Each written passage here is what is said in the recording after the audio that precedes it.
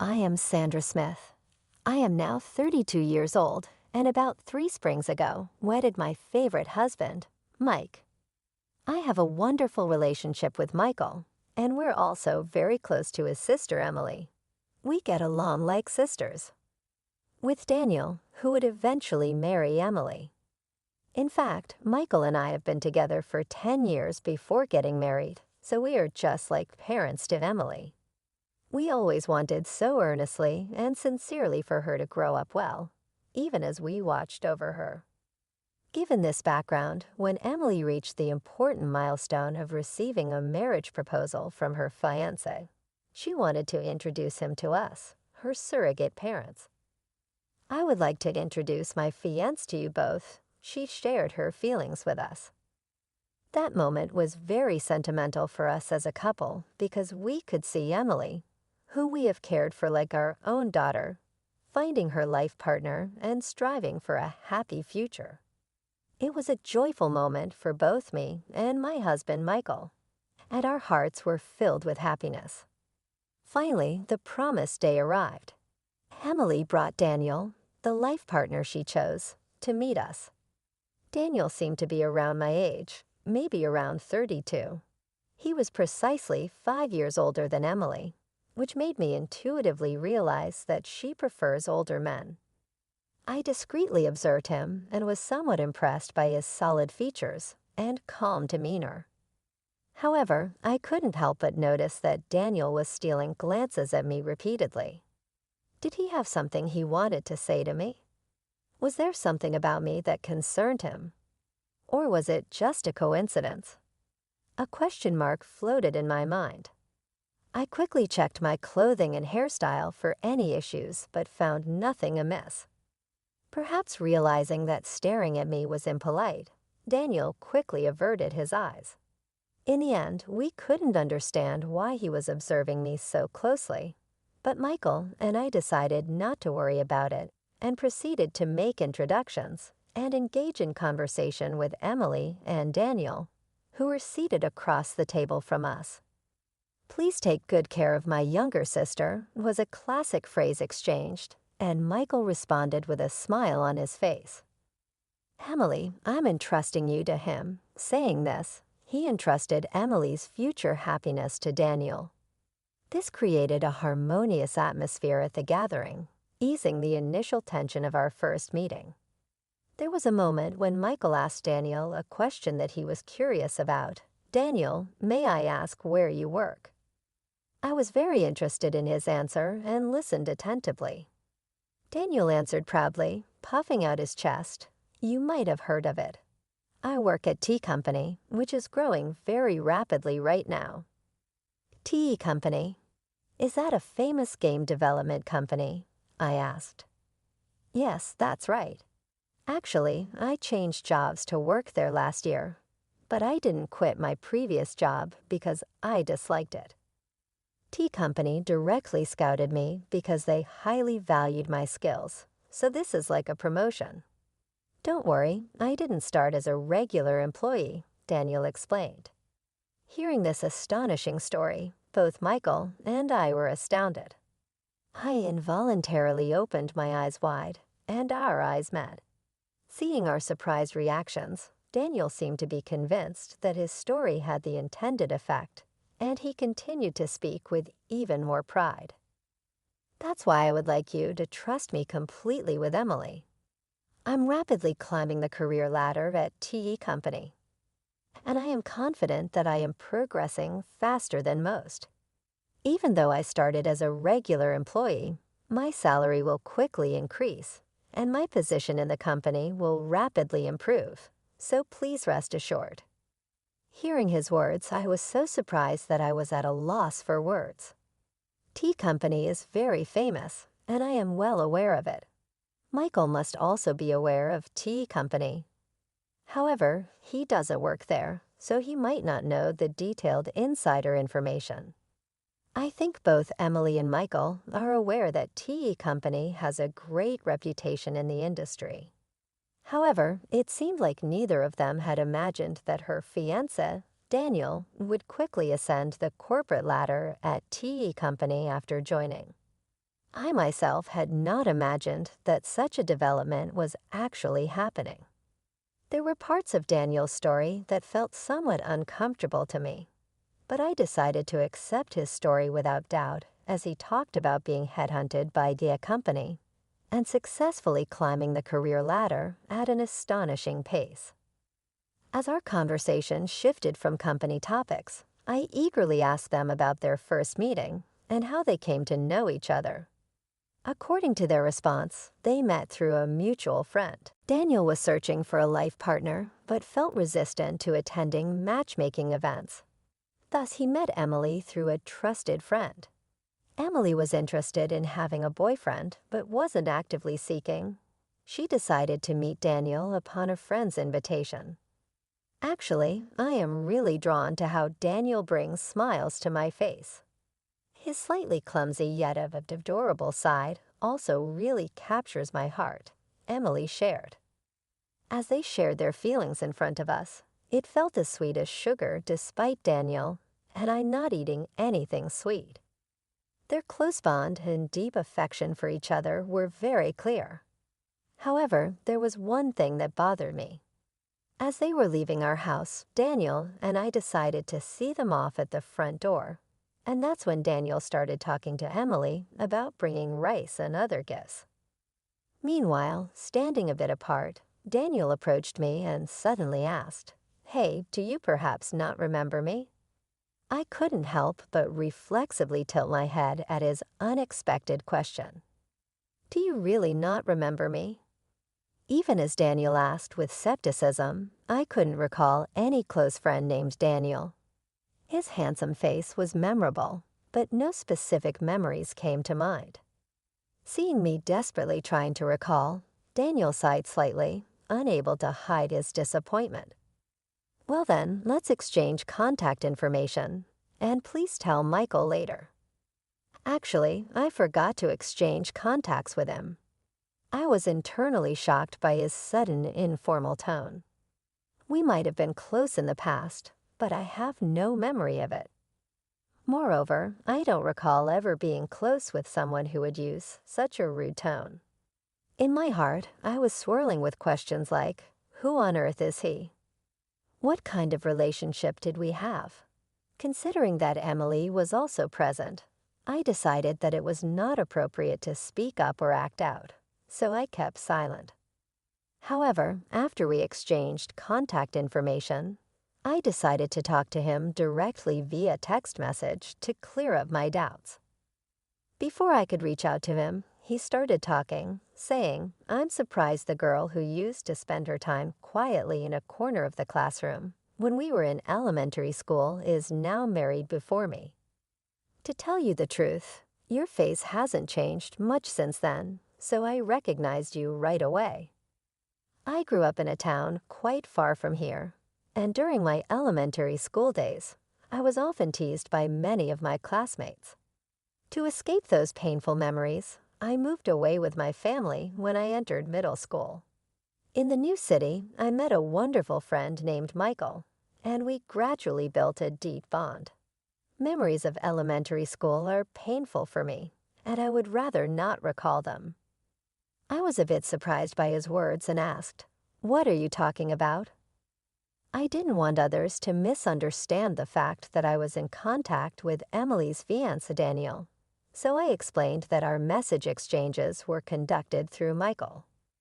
As a result, we agreed that in the future, whenever Daniel and I needed to exchange information, Michael would be with us as much as possible, facilitating three-way communication.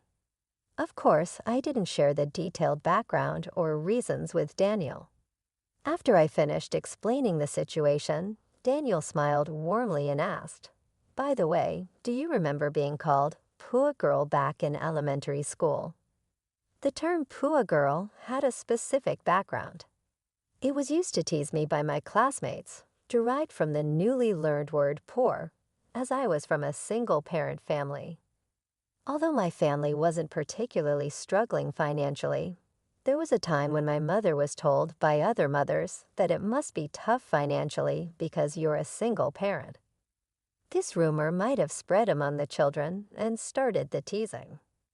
As a result, I decided to move to a new place to change my situation. This decision was also influenced by the fact that my mother was considering legal action for defamation against some moms who were spreading rumors like, "They must be living a frugal life because they are a single-parent family, probably even using cardboard boxes to prepare meals." Since I moved to my new home, I haven't heard the unpleasant nickname, "Pua Girl," which used to be the cause of people teasing me. However, one day I was honestly surprised when a middle-aged man admitted he didn't even know the exact meaning of the word poor. I calmly told him, "Please be careful with your words. You are my sister-in-law's fiancé, and our relationship does not go beyond that. Please do not suddenly say meaningless things." After that, he did not send any more messages. Maybe he took my words seriously and realized that he should stop making rude remarks. However, watching this whole exchange by my side, Michael seemed to feel a strong sense of discomfort at the man's choice of words, and I could see his face cloud over rapidly. What on earth is that man thinking? He seems to have no understanding of the fact that the person he is dealing with is the sister-in-law of the woman he is about to marry. Moreover, he brings up the past from when you two were in elementary school and continues to interact with the same familiarity as back then. Isn't that just crazy? He said, showing his anger. Seeing Michael tremble with rage, I said, calm down," trying to soothe him. I was also a bit concerned, so I immediately contacted my mother and asked her to look for a class photo from my elementary school days. I asked her to check if there was a classmate named Daniel in it. Then my mother quickly found a boy named Daniel and said over the phone, "Wasn't this Daniel the main culprit who used to bully you the most?" At that moment, a flood of memories that I had completely forgotten came back to me. The one who bullied me the most was, in fact, Daniel. Just to be sure, I had her send me a photo from my elementary school days. Looking at the photo, he had a much larger, chubby physique compared to the past. His appearance was completely different now, which is probably why I didn't realize that I knew him. After that, I decided to investigate the situation more thoroughly. During such investigations, a few months after our first meeting, I received a call from Emily. "Sandra, we haven't received your RSVP for the wedding invitation yet. You and your brother are planning to attend, right?" "What wedding invitation?" My husband and I were looking forward to receiving this invitation, but strangely, it never reached us. When I told her about it, Emily seemed surprised and said, "I definitely sent it. Maybe there was some problem somewhere. Anyway, I will come and give it to you directly tomorrow," she said and responded with a very sincere attitude.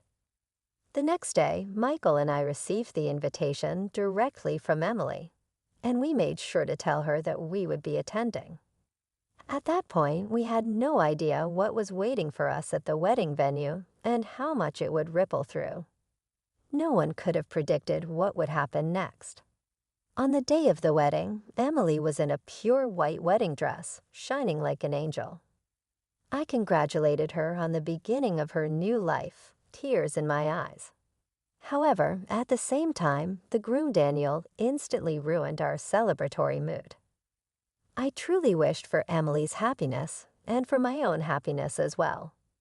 I wanted this wedding to be a complete success, but the moment he spoke, he pointed at me. Michael, Emily, and I were all surprised at that moment. "Why are you here?" "I deliberately did not send an invitation," he said, looking thoroughly displeased. It seems like Daniel went out of his way to ensure that Michael and I did not receive an invitation. This woman grew up in a household with just her mother. When things get tough, she runs away. That must have led to temporary financial hardship, and now she's found a man from a wealthy family, thinking she can live a carefree life. She's a dreamy woman who can't see reality. Daniel falsely accused me, despite not knowing anything about my past. Michael, sitting next to me, clenched his fist in anger. I gently told him to calm down. Daniel continued to make false accusations against me. I hold an important position at the well-known e-company. If I marry Emily, are you planning to use your position as my sister-in-law to take money from me? At his resolute statement, the groom's friends were shocked and started buzzing in excitement. They must be friends with the same narrow perspective as Daniel. Immediately, I approached a nearby staff member and instructed them to hand me the microphone. Wondering if he was expecting me to say something emotional and illogical, Daniel smirked triumphantly. I responded to him calmly. It's truly ridiculous that you, who can't even properly remember the face of the president at the top of your own company, dare to call yourself an elite. Think carefully. If you intend to sever ties with me, I'll be waiting in the president's office tomorrow. We'll proceed with the HR procedures.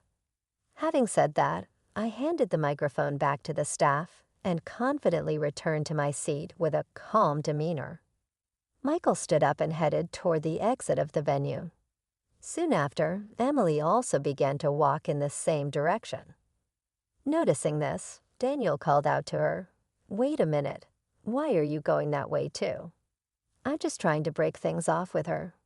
"If that's the case, there shouldn't be any problems, right?" As Daniel, still not fully understanding the situation, spoke to Emily, she gave him a cold look. "You really don't know Sandra. She's the CEO of T Company. I respect and deeply admire my sister Sandra. I can't forgive you for belittling her. I intend to break off this engagement right now. You've ruined such an important day in our lives. Be prepared." Shocked by Emily's stern words, Daniel was completely taken aback. Sandra decided to talk to the venue staff and take off her wedding dress. She informed the guests that the banquet would be ended and the wedding itself would be changed to a simple meal gathering. Taking a stance that such an action will never happen again, she pointed out that Daniel was the main cause of the engagement breakup, firmly blaming him. The ordeal was not over yet. The next day, as I had warned the previous day, I calmly waited for his arrival in the president's office. Next to me stood two large, muscular employees, ready to respond immediately if he tried to make a move during our conversation.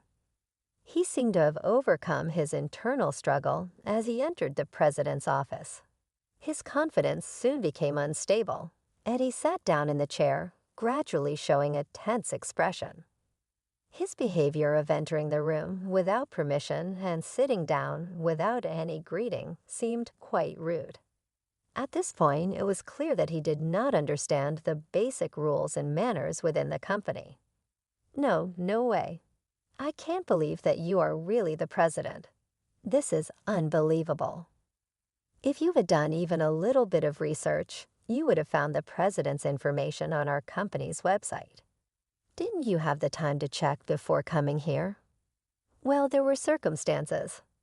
He seemed to have come here without taking my words seriously, without investigating the truth. He probably thought I was joking or distorting facts. In front of all these guests, I told him, I am thinking of terminating the employment contract. What are you thinking? It's not fair to make an immediate decision just because of a slight misunderstanding. I will consult with the Labor Standards Inspection Office. Watching him try to carefully persuade me, I calmly took out a copy of the resume he had once submitted and placed it in front of him. You have falsified your educational background here, haven't you? And you've also pretended to have qualifications that you don't actually have and claim to have skills in Excel and video editing software that you don't possess. Are all these statements true? About that part, falsifying information and false reporting are legitimate reasons for us to terminate our employment contract with an employee, you know. He showed a surprised expression at my direct statement. In fact, from the moment I first met him, I had a strange intuition about him. Afterwards, I thoroughly verified the facts. Generally, our company does not use headhunting methods. Even if we do a headhunt, the information is transferred to me, and I directly meet and interview the recommended candidates. However, I have no memory of having a deep conversation with Daniel directly. To be precise, he joined our company through the regular recruitment process for mid-career hires and started working as a regular employee. He called himself a person aiming for promotion and had claimed to be proficient in using software. When he joined the company, actually, since he has no skills in operating that software, the opportunity for promotion never came around. Previously, his self-evaluation was incredibly high, and feeling the contradiction in that, I thoroughly investigated his attitude for the next time. Even during work hours, he behaved lazily, basking in the feeling of belonging to T Company. For me, I had absolutely no intention of neglecting an employee with such a work attitude and tried to improve it. Now he has officially ended his engagement with Emily, and there is no special relationship between him and me. He continues to behave unpleasantly, and even as an adult repeats actions that make me uncomfortable. Therefore, I see no reason to be particularly generous towards him. I immediately told Daniel to leave the company. Since he had been with our organization for less than half a year, there was no need to consider severance pay or the handover of specific duties over such a short period. As an old friend, won't you help me out? He relied on me, saying this, but I calmly told him, I see no reason to continue our relationship any further, and arranged for other staff to handle his immediate departure from the company. It seems he was seeking financial support from his father, but as a result of spreading outrageous rumors, that didn't happen. There is a past incident where my mother sued for defamation, and it seems Daniel's mother was the victim. My father paid the compensation for damages, so he has experienced paying compensation for defamation just once. Faced with his son Daniel in a similar situation, demanding compensation this time as well, my father probably felt he had reached his limit, cut off financial support, and completely disappeared from their lives. Afterwards, Daniel spent his days taking care of his elderly mother while being pursued for the payment of consolation money. Eventually, he disappeared as if taken away by people in all black clothing, and since then, no one knows his whereabouts. Someone who knows about his future might appear eventually, but I myself have no intention of actively finding out where he is. On one hand, Emily was initially deeply hurt when she found out that her fiancé, who she was about to marry, had such a background. Time heals all wounds, and about 6 months have passed. She has started to positively affirm it was really for the best that we didn't get married officially. Recently, her smile has returned, and she has even been able to participate in events to find a new partner in life. Seeing Emily living a brighter life again, Michael and I are truly relieved. In fact, it seems they are now actively